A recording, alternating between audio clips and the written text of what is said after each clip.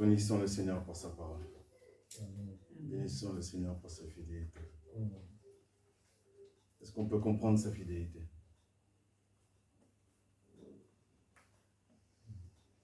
Est-ce que quelqu'un peut comprendre la fidélité de Dieu?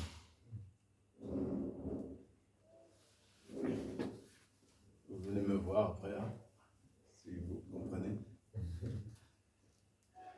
Le plan complet de Dieu, de la Genèse à l'Apocalypse, sa fidélité. C'est extraordinaire.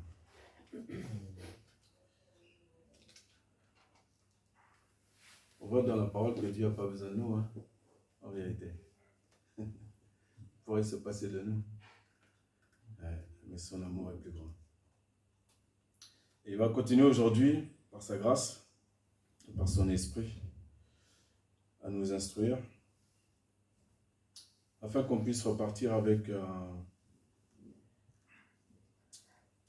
repas consistant qui nous fasse traverser l'été. On va lire une parole qui a déjà été lue, donc on va relire. Et le Seigneur se répète toujours, et il ne se lasse pas. Moi, humainement, comme pour les enfants ou pour d'autres choses, je peux à un moment donné m'impatienter et me lasser. Mais Dieu, pour des choses encore plus grandes, lui ne se lasse pas. Il est toujours là, toujours fidèle. Alors c'est sûr que là on parle de Dieu. Il est trop haut, trop grand pour nous. Trop extraordinaire pour qu'on puisse comprendre ce qu'il est. À part si vous connaissez quelqu'un qui puisse vous expliquer en quelques minutes tout ce que Dieu est. À travers la Bible, ça se résumera à Jésus-Christ. Le message central, du début à la fin. Et pour le message du jour, on va voir la parole qui se trouve dans 2 Chroniques au chapitre 7.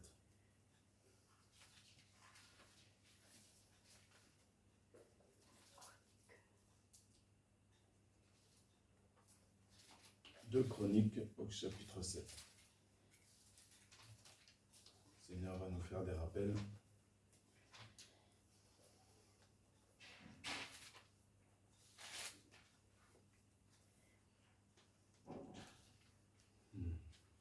Deux Chroniques au chapitre 7. Donc, nous sommes au temps où Salomon a fini de bâtir le temple, que David lui-même, son père, avait fait les préparatifs pour que le temple soit bâti. Salomon, une fois que son père s'est endormi avec ses pères, Salomon a poursuivi la mission et a accompli la pensée qui était dans le cœur de David.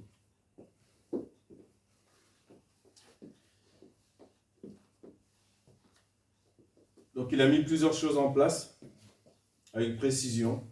Il a fait tout ce qu'il fallait faire avec précision vraiment pour que le temple soit bâti comme il doit être bâti.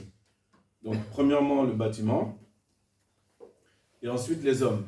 Pour que chaque homme, chacun dans sa fonction, puisse servir l'Éternel.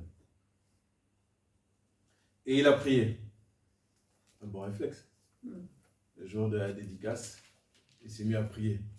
Il a fait une belle prière, une prière de cœur, pas pour lui-même, mais pour le peuple tout entier. Une prière magnifique que vous retrouverez dans le chapitre précédent. Nous rappelons que quand il a fini de prier, la Bible nous dit que le feu du ciel est descendu. Au premier verset du chapitre 7, vous avez toutes ces descriptions. Que le feu est descendu et que la gloire de l'Éternel remplit la maison. Le feu est descendu et la gloire de l'Éternel a rempli la maison qui venait d'être bâtie. Ça l'a rempli tellement que les sacrificateurs eux-mêmes ne pouvaient pas rentrer. Ça rappelle que, aussi avec conscience, même quand nous, on demande, ou on chante, ou on prie, ou on demande à Dieu de venir au milieu de nous, qu'on sache exactement ce qu'on demande, et que Dieu, bien souvent, il vient, il règle la mesure pour venir par un léger souffle manifester sa présence dans le cœur, et le cœur qui brûle de ses enfants, qui confirme que Dieu est là. Et Dieu ne va pas venir avec la pleine gloire, parce qu'on serait complètement KO. Donc même là-dedans, il y a l'amour de Dieu, pour pas qu'on périsse. Ponctuellement, là par contre, pour marquer le coup, et vu que tout était bien fait, de manière correcte, et que c'est la volonté de Dieu, de toute façon, sa gloire, il a décidé en ce temps-là que sa gloire remplisse toute la maison. C'est ce qui s'est passé. Tout le monde s'est prosterné et s'est incliné. Et ce qui est intéressant, on voit au verset 3, « Et tous les fils d'Israël, voyant descendre le feu et la gloire de l'Éternel sur la maison, s'inclinèrent le visage en terre sur le pavement et se prosternèrent, et célébrèrent l'Éternel, car il est bon, car sa bonté demeure à toujours. Amen. » Amen. Pourquoi le peuple dit « car il est bon, car sa miséricorde durera toujours ».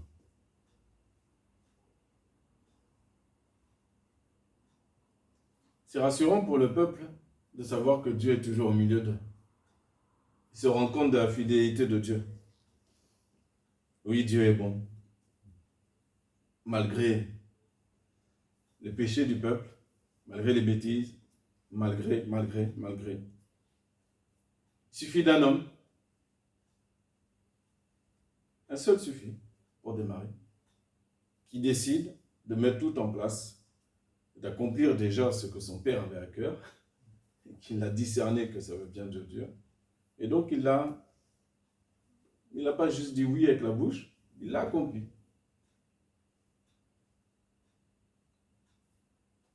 Et Dieu est avec cet homme, Salomon.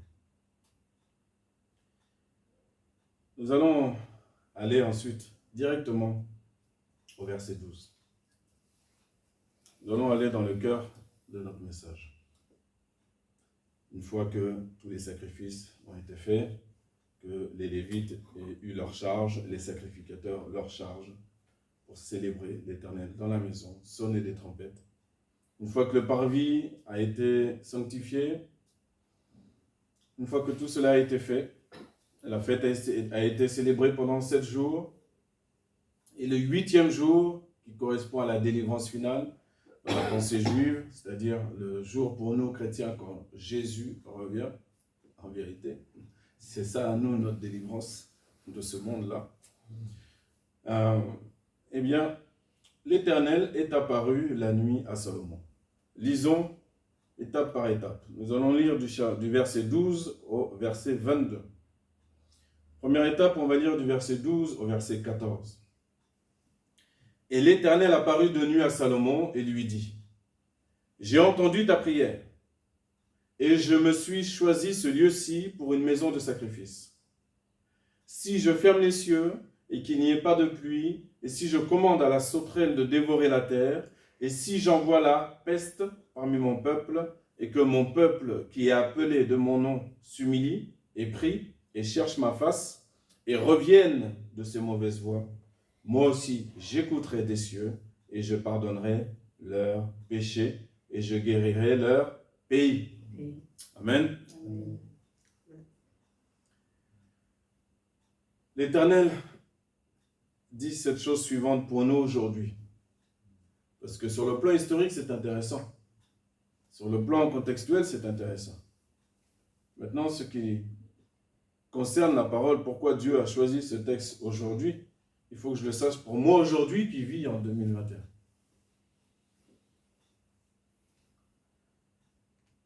L'Éternel te dit, toi ici présent, toi qui es de l'autre côté de l'écran, quelle que soit ta mesure, quel que soit ce que tu as à accomplir pour l'Éternel, mais la prière de cœur que tu as adressée un jour à l'Éternel, Il l'a entendu.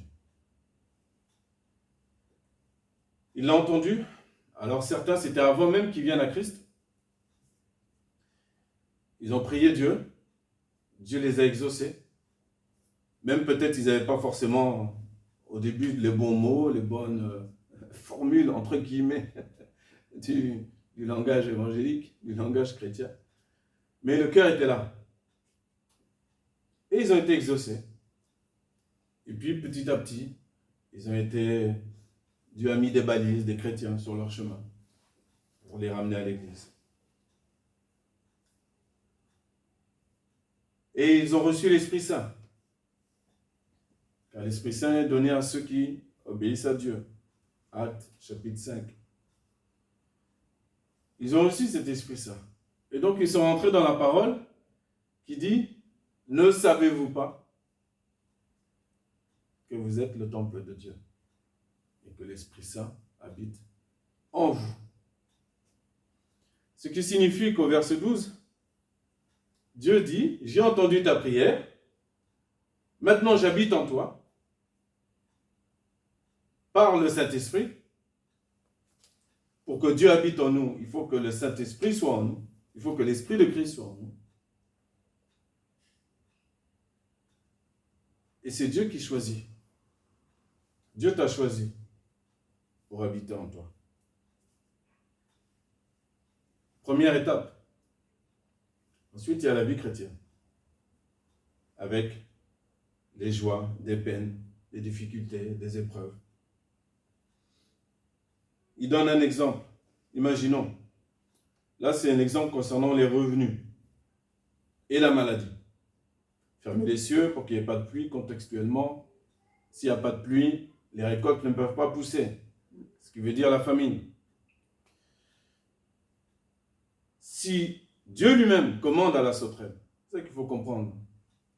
Quand vous regardez les informations, toutes sortes d'informations, si vous ne passez pas tout ça par le prisme de la parole de Dieu, si vous ne connaissez pas la parole de Dieu, l'esprit de cette parole-là, vous avez mal discerné le temps dans lequel on vit. C'est impossible. C'est impossible. Parce qu'avec toutes les catastrophes qu'il y a dans le monde, si nous, on ne sait pas que c'est Dieu qui est aux commandes, et qu'on regarde ces choses-là avec un discernement plus bas que terre, c'est dommage. Dieu aux commandes. Quand Dieu commande à la mer d'aller plus loin que la limite qu'il a fixée pour envahir un banc de terre, et malheureusement, il y a 20 000 habitants sur ce banc de terre-là, ce n'est pas un hasard. Ce n'est pas le réchauffement climatique. Ça, c'est les expressions pour ceux qui ne connaissent pas Dieu. Ou ceux qui le connaissent, malheureusement, qu'en surface. Dieu ne parle pas de réchauffement climatique. Dieu parle de manière directe aux hommes, à nous premièrement, au monde secondement, afin qu'on puisse comprendre que ce qui nous arrive, il y a le doigt de Dieu qui est là. Il y a le doigt de Dieu dans ce qui nous arrive. Quel que soit ce que tu vis.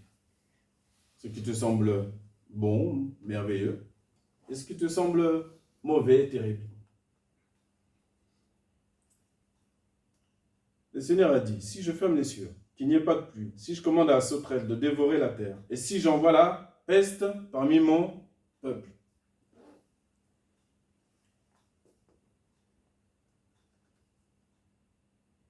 Beaucoup se posent la question, mais pourquoi? Oui, il y a des chrétiens qui sont morts du coronavirus. Pourquoi les chrétiens sont touchés par le coronavirus? Aujourd'hui, je ne vais pas t'expliquer pourquoi. Moi, je suis que poussière. Et je retournerai à la poussière. Donc, on se calme. Mais par contre, je vais te dire ce que Dieu dit, lui. Quand Dieu dit, et si j'envoie, sache que dans les temps qui ont suivi, Dieu a envoyé. Dieu a envoyé. Malheureusement, Dieu a envoyé. Après un temps, un deuxième temps, un troisième temps, un quatrième temps. Personne l'écoute, personne ne revient à lui. Croyez quoi? À un moment donné, Dieu, il intervient. Il y en a, ils ont licenciement. D'autres, c'est perte d'un enfant, d'un époux, d'une épouse. Selon la mesure, la grandeur, la mesure du péché. Mesure pour mesure. Si l'individu n'est pas pleinement consommé dans l'amour de Dieu, pleinement en Christ, il recevra les coups qui sont sous la loi. Quelqu'un qui n'arrive pas à diriger sa langue une fois qu'il est chez lui et qui pense que la parole de Dieu du coup est inerte, parce qu'il faudrait que j'arrache quelques feuilles pour ne pas comprendre que les oiseaux des cieux, comme il est écrit, emportent les paroles. Et tout est consigné.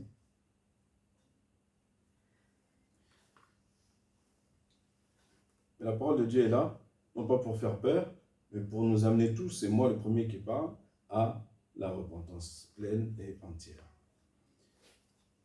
Alors, la peste. Si j'envoie la peste, donc Dieu envoie la peste, Dieu envoie les virus. L'homme pourra donner le nom qu'il veut. Dieu a créé les animaux, c'est l'homme qui a le nommé. Pas de souci. Ça, c'est la part de l'homme. Maintenant, quand Dieu envoie la peste parmi même son peuple, si son peuple, qui est appelé de son nom, s'humilie, est-ce qu'on comprend ce que ça veut dire s'humilier? Littéralement, à l'époque, beaucoup s'assiedent par terre. Humiliation totale. Tu n'es pas debout, tu es par terre. Et tu jettes même la poussière sur toi. Les cendres. Certains le faisaient de manière vraiment, véritablement de cœur, mais aller jusqu'au bout de la démarche. La Bible nous enseigne aussi que tu peux aussi le faire, mais que ton cœur n'est pas là, ou en fait c'est aussi, bon, montre aux autres que tu le fais. Mais cependant, concrètement, c'était comme ça. C'est une humiliation qui, pour nous, on l'a compris grâce à la parole complète et entière de Dieu qui concerne le jeûne et la prière. Car il n'y a rien de plus terrible pour ton âme que de jeûner et de ne plus prendre plaisir à la nourriture. Prier, s'humilie et prie et cherche ma face. Jeûner, ok. Si tu ne pries pas, c'est compliqué. Tu fais un jeûne comme dans le monde. Tu fais une séance de plus.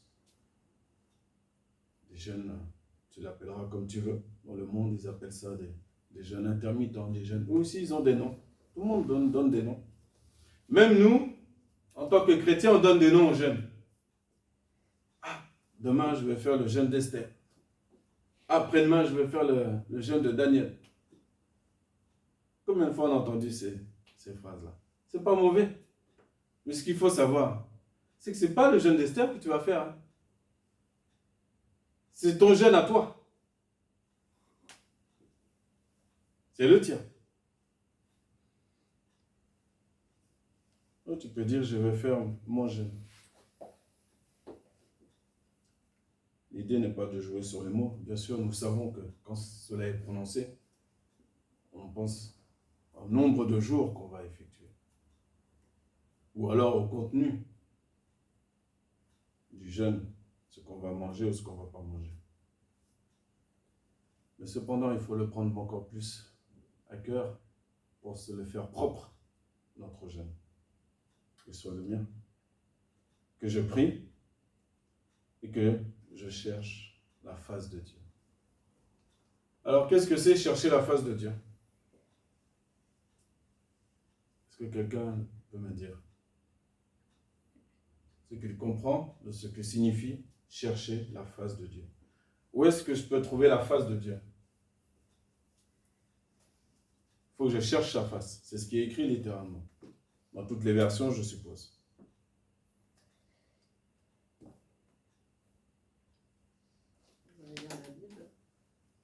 Voilà, la bonne réponse. J'ai eu peur à un moment. Il ne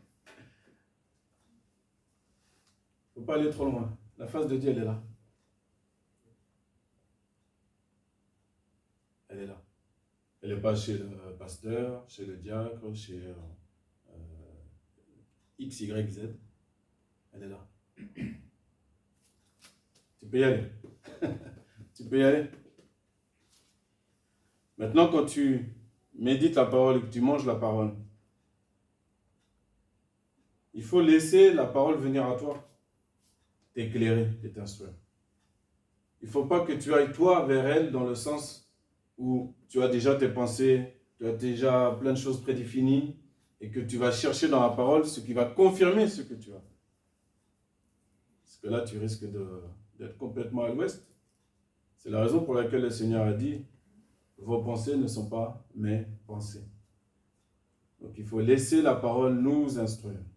Ce n'est pas à moi d'instruire la parole ou d'aller chercher consciemment ou inconsciemment quelque chose qui confirme mes actions ou ce que je veux faire ou ma vision ou ceci ou cela. Une fois que cela est fait, ce n'est pas fini. Le Seigneur nous dit quoi? Il dit qu'ils reviennent de ces mauvaises voies. Moi aussi, j'écouterai des cieux et je pardonnerai leurs péchés et je guérirai leur pays. Donc on a ici le rôle crucial de l'Église pour le pays de France. Si l'Église, c'est-à-dire chacun de nous, c'est pierre vivante, l'Église de Jésus-Christ, là où son nom est invoqué en tout cas, prennent cette parole non pas pour en faire un chant, le verset 14, mais pour marcher dedans. Non pas en se mettant des objectifs trop hauts. Mais au contraire, ça commence par s'humilier. C'est à la portée de chacun d'entre nous. Je prie. Je vais chercher la face de Dieu. Je vais revenir de mes propres mauvaises voies. C'est-à-dire que je ne m'occupe pas de mon voisin à gauche ou à droite. Mes propres mauvaises voies. L'Éternel va écouter, il va pardonner notre propre péché individuel. Et le fait qu'il nous pardonne à nous, individuellement, et à l'Église collectivement, va faire en sorte que le pays aussi soit guéri. Si on croit, alors on verra la gloire de Dieu, n'est-ce pas? Ou alors, si on ne croit pas, on continuera à voir les chaînes info en boucle.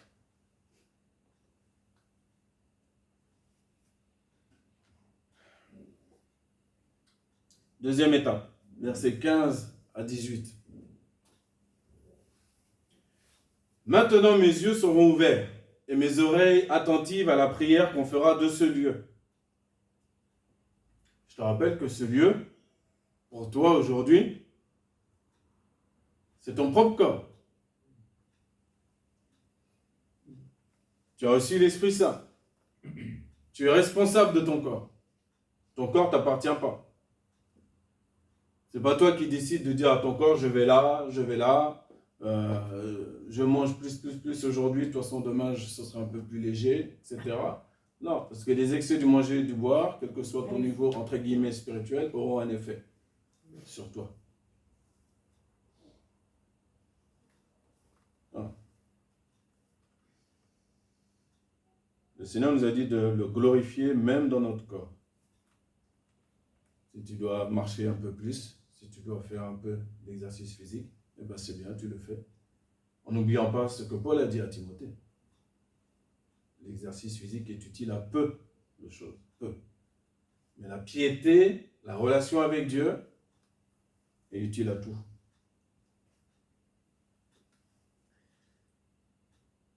Donc Dieu est attentif lorsque tu pries. Ne crois pas qu'il ne t'écoute pas. N'attends pas des éclairs, des tonnerres, toutes sortes de... Dieu est là. Si tu es engagé avec Christ, tu as reçu son Esprit Saint. Ton corps, c'est le temple de Dieu. Il n'est plus besoin qu'on te le répète des milliards de fois. Ton corps, c'est le temple. Le temple de Jérusalem, là. Le temple qu'il a fait en bas. La figure de ce qui se passe en haut. Ça, c'est la matérialité d'en bas. Jésus étant venu lui-même le temple. Il nous a montré et il nous a instruit afin qu'on ne gaspille pas cette parole-là. Nous comprenons, on n'a pas besoin qu'on nous répète encore que nous sommes le temple de Dieu, que le Saint-Esprit habite en nous. Verset 16. Car maintenant j'ai choisi et sanctifié cette maison. Jésus, Jean chapitre 15, il dit quoi? C'est moi qui vous ai choisi et qui vous ai établi afin que vous portiez du fruit.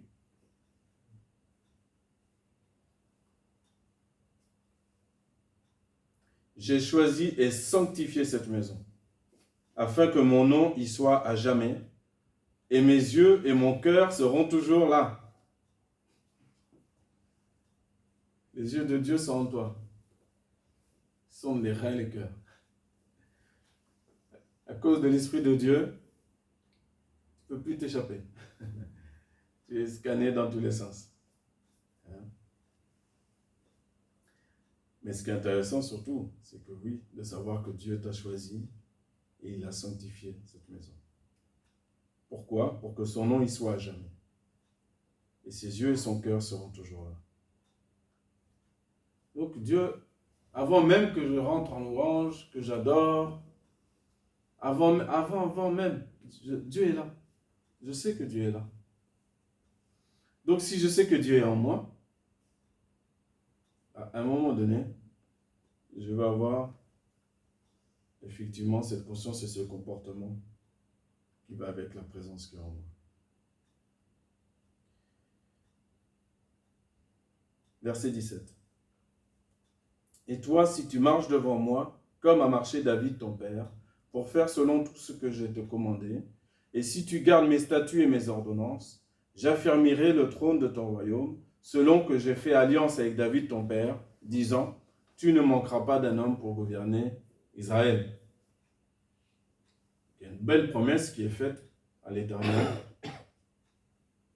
qui a été faite à David. David a marché dedans, et maintenant c'est à son fils Salomon de marcher dedans. Et pour qu'il puisse bénéficier de cette bénédiction, pour que l'œuvre puisse demeurer même après lui, il faut que lui-même, il puisse faire tout ce qui lui a été commandé. Il ne peut pas en dérouter. Il ne peut pas faire des zigzags pour plaire au monde, pour plaire aux hommes. Non. Si Dieu lui dit, fais le trône de cette manière, le parvis de cette manière, est-ce que vous allez vous rappeler la description du temple à venir, dans Ézéchiel? Et tu vois la description, tu dis, oh, Dieu est précis. Oui, Dieu est précis. Ce n'est pas le bazar, c'est carré. Tout est carré. Littéralement carré d'ailleurs. Le temple. La ville elle-même est carrée. Là, pour l'église, c'est pareil. Et pour toi-même individuellement aussi. Si on fait ce que Dieu nous demande, eh bien l'œuvre va perdurer. Et on ne manquera pas d'ouvriers pour continuer à œuvrer. Et ça, c'est important parce qu'on n'œuvre pas pour nous-mêmes. On œuvre déjà pour les autres, pour ceux qui sont à venir. Troisième partie, versets 19 à 22 pour terminer. Ce qui est bon, c'est que Dieu est complet. Il est complet. Et donc, il dit tout. Donc, nous aussi, on va tout dire. Verset 19. Mais si vous vous détournez et que vous abandonniez mes statuts et mes commandements que j'ai mis devant vous, et que vous alliez et serviez d'autres dieux, et que vous prosterniez devant eux, je vous arracherai de dessus ma terre que je vous ai donnée. Et cette maison que j'ai sanctifiée pour mon nom, je la rejetterai de devant ma face. Et j'en ferai un proverbe et un sujet de raillerie parmi tous les peuples. Et cette maison, si haut élevée qu'elle soit, quiconque passera près d'elle, sera étonné et dira, pourquoi l'Éternel a-t-il fait ainsi à ce pays et à cette maison? Et on dira, parce qu'ils ont abandonné l'Éternel, le Dieu de leur père, qui les fit sortir du pays d'Égypte, et qu'ils se sont attachés à d'autres dieux, et se sont prosternés devant eux, et les ont servis. C'est pourquoi il a fait venir sur eux tout ce mal. Amen. Amen. Est-ce que c'est le diable qui a fait venir tout ce mal?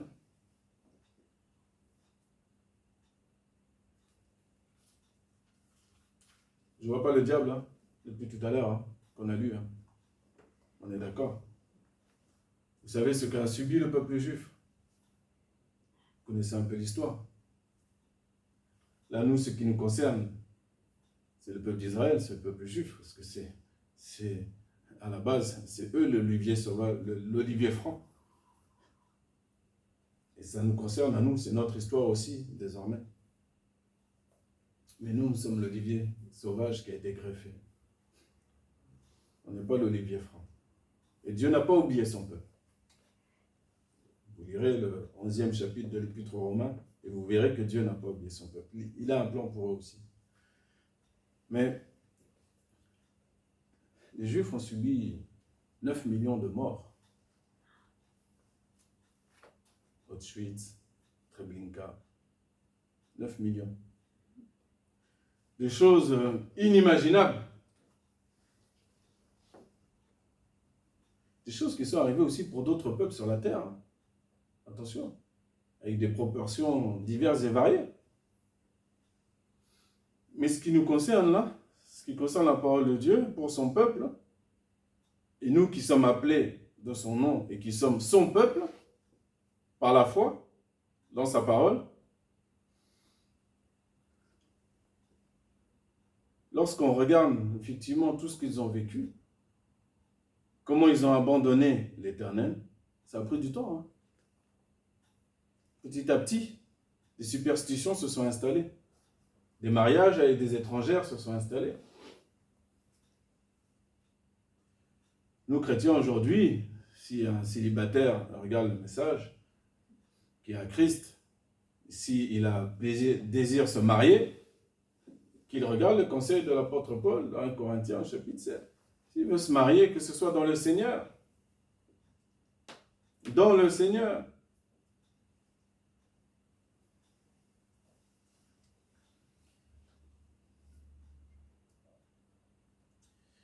Ils ont abandonné l'Éternel. Alors ils ont servi d'autres dieux.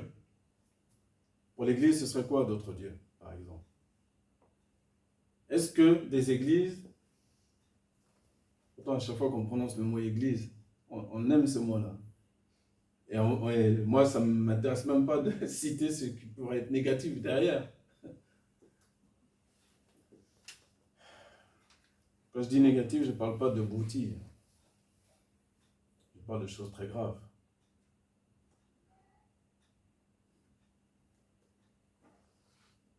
Alors, qu'est-ce qu'il pourrait y avoir comme Dieu pour l'Église? Autre que l'Éternel. À partir du moment où la chair reprend le dessus, l'esprit du monde peut revenir dans l'Église. Et le prédicateur, premièrement, peut commencer à choisir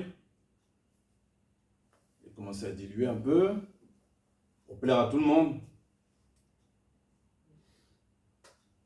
Il ne sera plus comme l'apôtre Paul, qui lui-même a dit de ses imitateurs, comme lui-même l'est de Christ. Si je plaisais encore aux hommes, je ne serais plus serviteur de Dieu.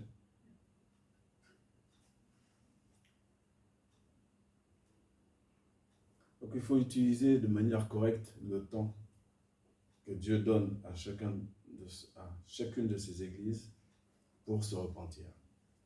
D'où les lettres dans l'Apocalypse aux différentes églises. Le Seigneur voit bien tout ce qui est bon. Ce qui est bon, il n'y a pas de problème. Mais il dit, mais ce que j'ai contre toi. Donc moi, quand j'entends ça, je vais regarder pour moi-même déjà mon propre miroir, ce qui me concerne moi. Mais quand on entend cette parole, parfois même il y a des personnes qui voient premièrement l'autre individu ou l'autre assemblée. Premier réflexe, moi. Déjà, ce sera bien, ce sera pas mal d'énergie déjà, pas mal de boulot. Voilà. Ensuite, si d'autres ne veulent pas marcher dans la progression, dans la sanctification, etc., c'est un peu compliqué, mais on ne peut pas... C'est déjà du boulot, hein, à niveau personnel. J'espère que vous ressentez en tout cas la difficulté et que ce n'est pas quelque chose d'excessivement aisé que de marcher en toute justice, en toute droiture, en toute sainteté, en toute... C'est pas si simple que ça. C'est pour ça que Jésus a dit dans Luc 14, hein, si vous ne renoncez pas à tout ce que vous avez, si vous n'aimez pas moi, pas plus que vos mères, votre père, vos enfants, etc., vous ne pouvez pas être mon disciple.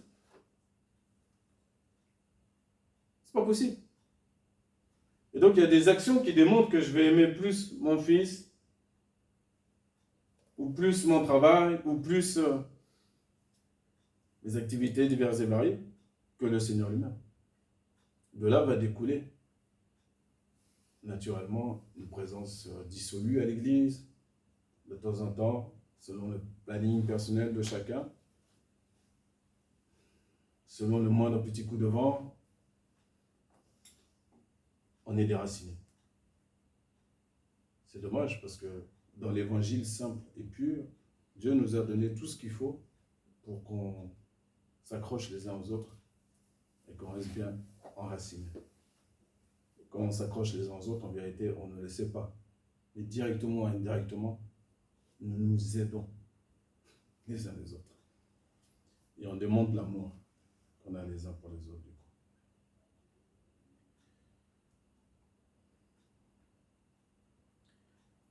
Superstition. Vous n'êtes pas superstitieux, j'espère. C'est bien. Pas besoin de gris-gris. Hein? Pour la voiture ou pour... Vous savez qu'on peut parfois, paradoxalement,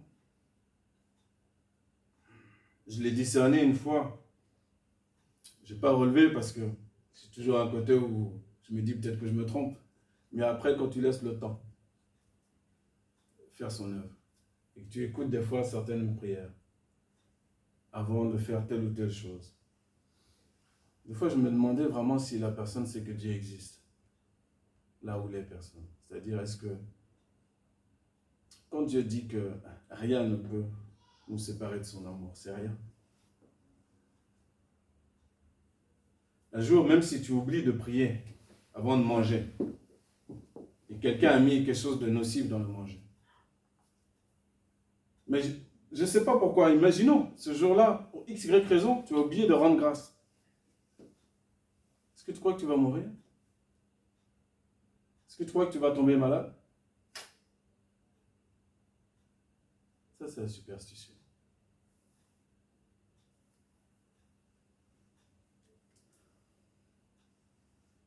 La foi. Quand je reviendrai, est-ce que je trouverai encore la foi sur la terre? Ou encore toutes les œuvres diverses et variées, mais la foi. Est-ce que je vais la trouver?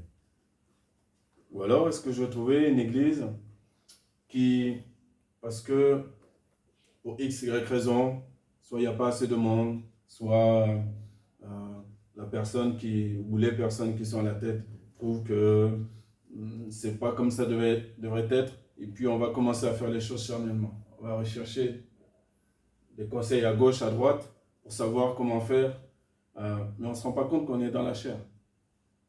Et puis on va commencer à enseigner selon ce qu'on veut voir. On va plus, c'est-à-dire c'est plus le Seigneur lui-même qui va nous apporter ce qu'on a à dire à un temps T. On va commencer à mettre un peu de marketing. On va commencer à mettre un peu de psychologie du monde. Bah oui, parce que quand on prie pour les gens, bah ils sont toujours malades. C'est bizarre. Alors quand l'individu ne comprend pas ou s'imagine que ça c'est la volonté et la puissance de Dieu qui doit agir, que ce n'est pas l'individu lui-même, nous ne sommes que des canaux. Plus on est nettoyé, plus l'esprit, plus l'onction peut passer. Il n'y a pas de souci. Mais quand Dieu n'exauce pas, il a ses raisons. Hein. Il a ses raisons. Et si tu lui laisses du temps, ce qui est inacceptable aujourd'hui dans les temps qu'on vit, aujourd'hui il faut tout de suite. Il Il faut que tout soit accessible tout de suite, rapidement. Et si tu laisses le temps, tu verras pourquoi. Si Dieu permet de te montrer, tu verras pourquoi il n'y a pas eu exaucement. Mais si tu commences à remplacer l'imposition des mains par la psychologie, par la recherche de soi, par ceci, développement personnel, pour que les gens aillent bien, pour qu'ils aient toujours le sourire, tu sors de l'évangile. Jésus ne nous a pas demandé, l'Éternel ne nous a pas demandé de nous développer personnellement. Ça, on laisse ces langages-là pour le monde. Développement personnel, ça c'est la pensée du monde qui veut rentrer dans l'église et qui est déjà rentré. Je l'ai déjà vu. On peut faire des formations type de relation d'aide, par exemple. On l'appelle comme ça. C'est un beau nom, c'est pas mauvais. Mais il n'y aura pas la puissance qui va agir là-dedans, puisque au fur et à mesure, les personnes elles-mêmes vont comprendre, et je l'ai déjà vu, qu'elles n'ont même pas la capacité d'aimer comme il faut aimer leur prochain, pour aller jusqu'au bout de cette fameuse relation. Cet amour-là, ce n'est pas un amour préfabriqué, c'est un amour qu'on reçoit. On le reçoit comment? Par le Saint-Esprit. L'amour est versé dans nos corps, dans nos cœurs par le Saint-Esprit. Le Saint-Esprit me permet de dépasser ma mesure, dépasser mon côté charnel, de ne plus voir l'heure qui tourne. Ça, c'est l'Esprit de Dieu. Me permet de rester en conversation téléphonique avec quelqu'un sans que la pendule, non, mais en étant fixé sur le résultat à obtenir. Celui de Dieu, pas le mien. Et ça, c'est l'Esprit de Dieu, qui lui-même va aussi renouveler tes forces. Parce que malheureusement, on est dans ce corps de chair. Et ça, c'est l'Esprit de Dieu. Si l'Esprit de Dieu est là, c'est bon. S'il n'est plus là, l'Éternel a abandonné l'Église. Et quand l'Éternel quitte de manière complète, eh ben, on peut, vous savez, la première fois que j'ai été au quartier juif sur Paris, moi qui aime beaucoup les Juifs, qui aime beaucoup Israël, j'ai été dégoûté. J'étais dégoûté. J'avais envie de les secouer tous un par un. Je voyais dans les boutiques tous les gris-gris, tous vous savez, les gris-gris qu'ils appellent contre le mauvais œil. Hein? Toutes sortes de choses, des mains de Fatma, tout un mélange. Tu es écœuré? Maintenant, moi, je ne vais pas m'occuper spécifiquement d'eux. Aujourd'hui, Dieu nous parle à nous, nous parle à moi, afin qu'il n'abandonne pas cette maison. Moi, personnellement, la maison que je suis, la maison de Dieu, la maison, le temple du Saint-Esprit, il faut que je sache que si j'abandonne l'Éternel, je serai moi aussi abandonné. Aujourd'hui, quand les Juifs vont prier vers ce fameux temple-là, qu'est-ce que Dieu leur présente? Un mur auquel on se raccroche, auquel on pense que c'est effectivement le second temple, le reste. Et qu'est-ce qu'on fait là-bas? De nouveau, on prend des petits bouts de papier et on le met dans le creux des murs. C'est de la même manière. C'est une prière qui est écrite, hein. Attention, je ne méprise pas. C'est une prière sur un papier qui est écrit qu'on met dans le mur. Qu'est-ce qu'il y a de différent que ceux qui vont faire des vœux dans des fontaines bien connues dans le monde, en Italie ou partout, un peu partout? Ils jettent une pièce. Il faut un vœu. D'autres, c'est des cadenas sur des ponts. L'être humain dans toute sa splendeur. On ne comprend pas que... Alors pour eux, ils sont sous un voile et nous n'avons pas à les juger plus qu'il n'en faut. Et même quand vous les voyez courber continuellement leur dos, savez d'où ça vient? Ça vient de la parole de Dieu, la parole de David, mais une parole qui est prophétique qui traverse les temps jusqu'à aujourd'hui. David qui a prononcé cette parole, qui a dit que leur table leur soit un piège. La table de la loi de Moïse, la loi. Et ils sont piégés, ils sont enfermés dedans. Sauf si Dieu intervient pour quelques individus. Et il y a aujourd'hui des Juifs qui sont à Christ. Attention. Mais la parole générale, c'est ça. Que leur table leur soit un piège et courbe continuellement leur dos.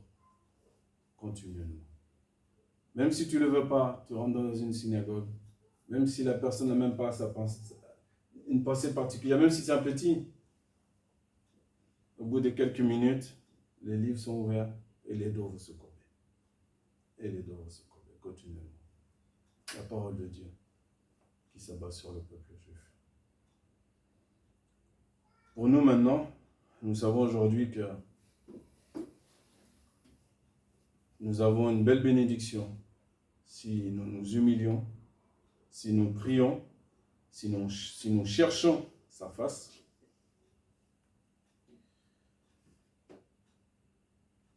Et si nous revenons de nos mauvaises voies. Les mauvaises voies pour le chrétien, normalement, grâce à l'évangile, c'est assez simple de comprendre, chacun individuellement. Les mauvaises voies, ça peut être, je donne quand même quelques exemples, ça peut être une langue pendue à toutes sortes de critiques, une mitraillette, même si le chrétien l'a déjà lu, mais il tombe encore dedans.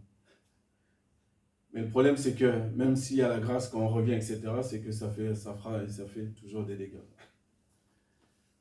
Une mauvaise voie, c'est donner des leçons et ne pas rentrer soi-même dans ces leçons. C'est pour ça que pour nous, enseignants, on sera jugé plus sévèrement, par exemple. Donc le temps, c'est pas pour nous faire peur que Dieu... Il ne faut pas avoir peur, il faut être consommé dans l'amour de Dieu. Il faut utiliser simplement le temps comme Paul nous dit de l'utiliser. Quand il dit rachetons le temps, c'est puissant. Il faut profiter de ce temps. Mauvaise voie, ça peut être une femme qui n'est pas à sa place dans l'église ou dans son foyer. Mais peu importe les exemples. À partir du moment où l'individu, et personne n'a à le juger d'ailleurs, revient. C'est juste que ce que l'Éternel attend, que l'individu revienne de ses mauvaises voies. Alors, l'Éternel va écouter. Il pardonnera son péché propre. Parce que parfois on prie pour cause des autres, ou ce que les autres nous ont fait, ou ce qu'on voit, ce qu'on... Non, il s'occupe de nous. L'Éternel m'écoutera, me pardonnera et guérira mon pays. Et là, ça dépasse ma propre personne. C'est le pays entier. Dieu passe par une personne pour le pays entier. À partir du moment où chaque personne rentre dans la parole de Dieu, qu'il y croit avec foi, tout le monde va en bénéficier.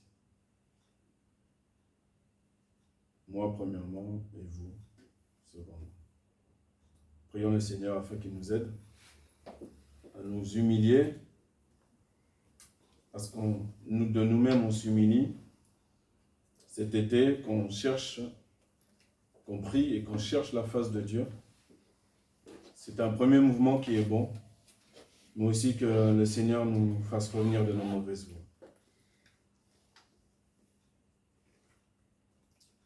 Et je suis convaincu, et je le sais, que l'Éternel exaucera sa parole. Profitons que ce soit un Dieu et non pas un homme pour mentir. Et ce sera le Fils de l'homme pour se repartir.